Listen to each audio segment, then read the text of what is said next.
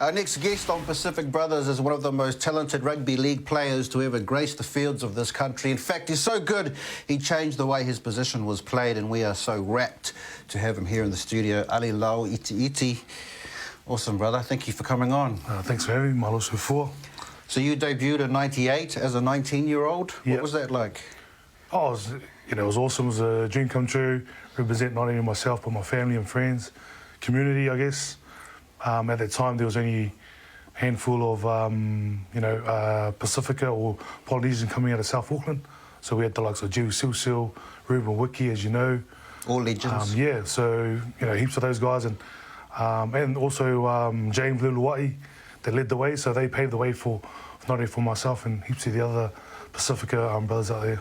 Now, when I think of that first Auckland Warrior, as they were called, the Auckland Warriors in that first '95 season, we had such high hopes because we were like one team, one country, and it didn't quite pan out the way the fans wanted it. But when you came along and with your generation of players in that Warriors team, we're talking names like Seal, Torpy, Melly, Fili, Stacey Jones, of course, Kevin Campion, PJ Marsh. There were some great players, and there was a lot of excitement. It's like the whole country started to believe this is our golden team. They're going to bring us. What was it like playing with some of those players? Do you remember that as a special time in your life? Yeah, well, it's always a special time, in my life, and I always hold it close to me. It was pretty much like playing at school, playing with your friends, and I think that's the way we kind of took to the game, kind of thing. We enjoyed our game. Yeah, because that was important. Yeah, definitely. It's like any other. If you ask any other sports person, I'm sure probably the best time in their life is when they're enjoying it, and probably playing well. So that's the reason why we did. We like to chuck the ball around like every other Kiwi, I guess. When I think of that 2000, I mean, I know it was just a small part of your life, and you probably don't dwell on it. But for Warriors fans, we're like, ah. Oh. But I think of that game in 2002, and I think of that moment when Richard Villasanti smashed Brad Fittler, and then the Roosters just transformed. Yeah, Did you feel that in the game? Did you feel that happening?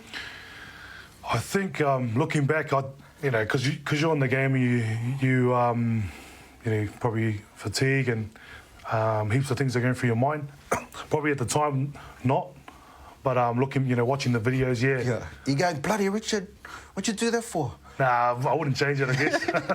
I think he did something that we could have jumped on and benefited from, but we didn't. So, and I think the Roosters, all credit to them, they took the opportunity, and that was their second time there. So, I guess they deserved it on the day.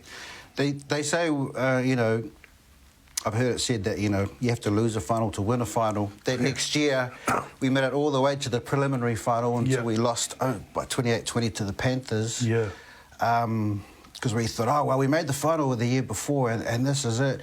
That must have been disappointing for all the boys. Did that contribute to the poor start in 2004, do you reckon? Maybe it did. I think after a year, I was going through something different too, like had my own probably problems.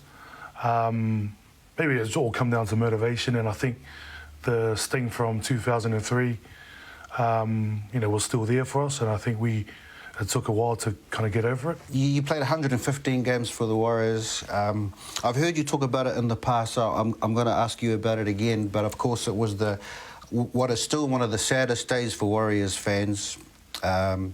I know people who cried the day you left.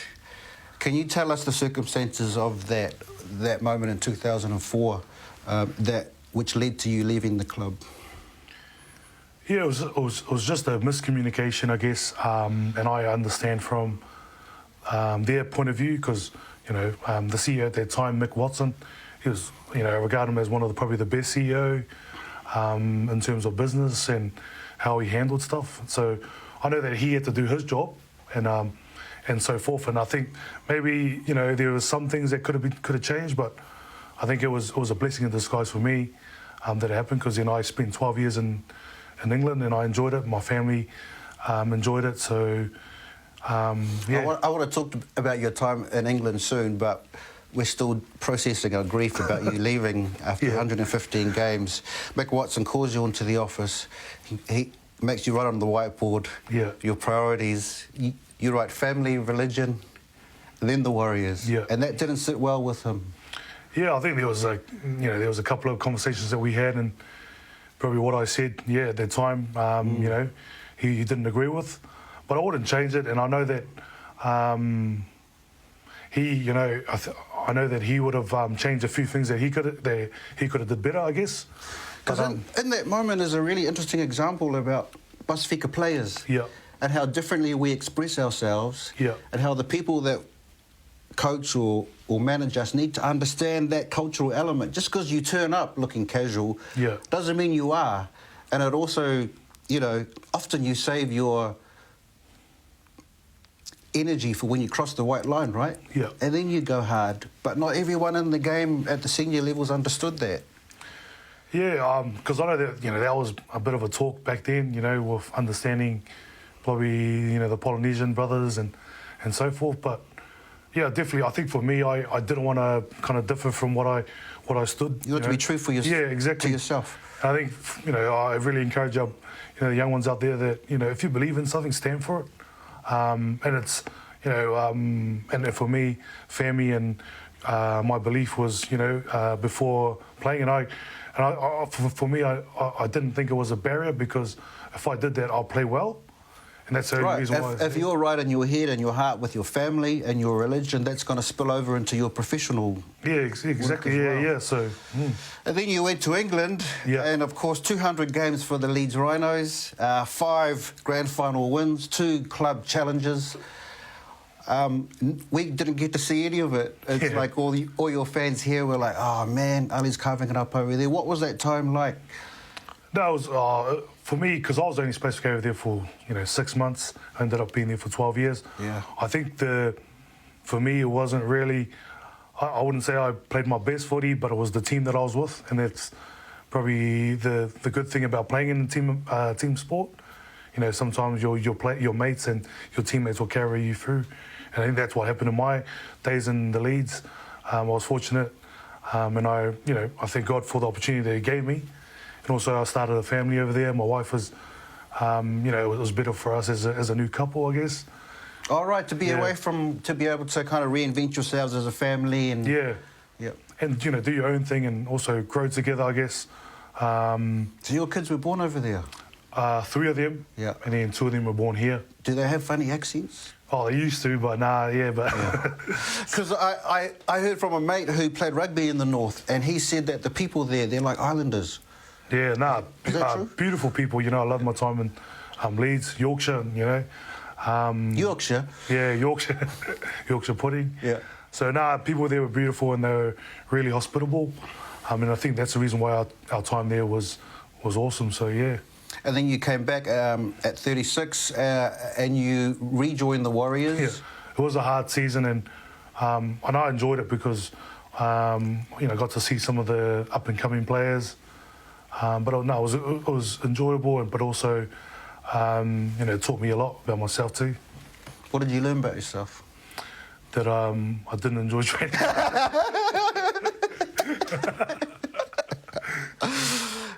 And now, what's been your life? I mean, it's great to have you back home in Auckland. Thank you. What's life been like for the last 4 years since you left the Warriors? Yeah. It's been busy. I got 5 kids, 4 girls and a young boy.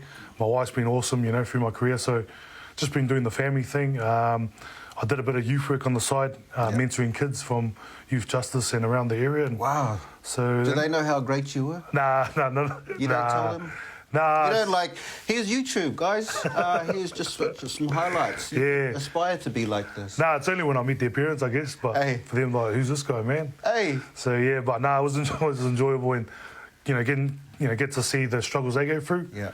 And just trying to help them, I guess. But now I just stay home and look after my 2-year-old and do part-time for the NZRL. And as part of your community efforts, you support friends who have local businesses? Yeah, definitely, yeah. When I need coffee, tell me about this product that you brought here to plug. What's this? Tupuanga, eh? Yeah. Yeah, tupuanga, they get their produce from Tonga.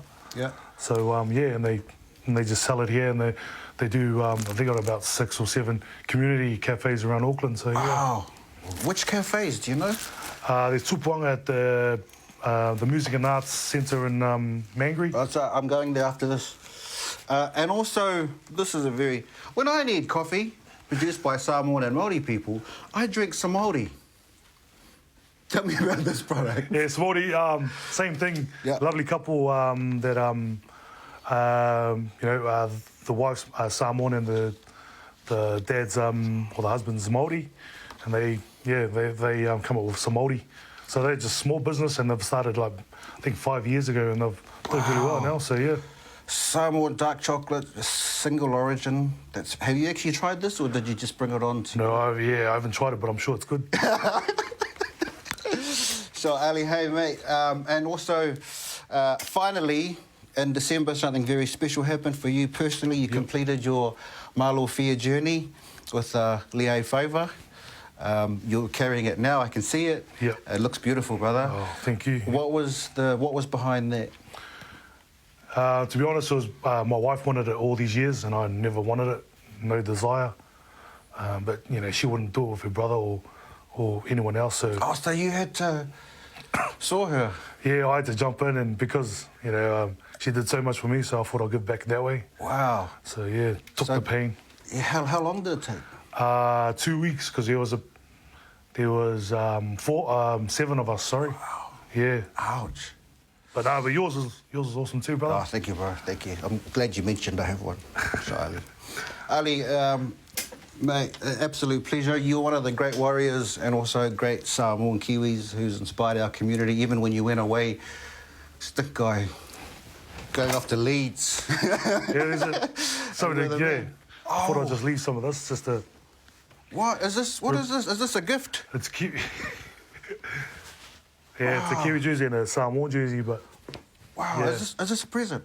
It's for the... Yeah. For our show? Yeah. Okay, but we'll just keep it at my house. Ali, you are the first guest to bring gifts. I hope this sets a good precedent for our other guests. Look at that, Ruben Wiki, 47th Test Match World. We've got Ruben Wiki's world record jersey. And this is also very special. Oh, wow. Look at that. Toa Samoa. One of the old ones before they went crazy with all the patterns. Just the plain blue and white. Nice. Malo, man. Thank you. Very much. Kai ke lea lava. Malo.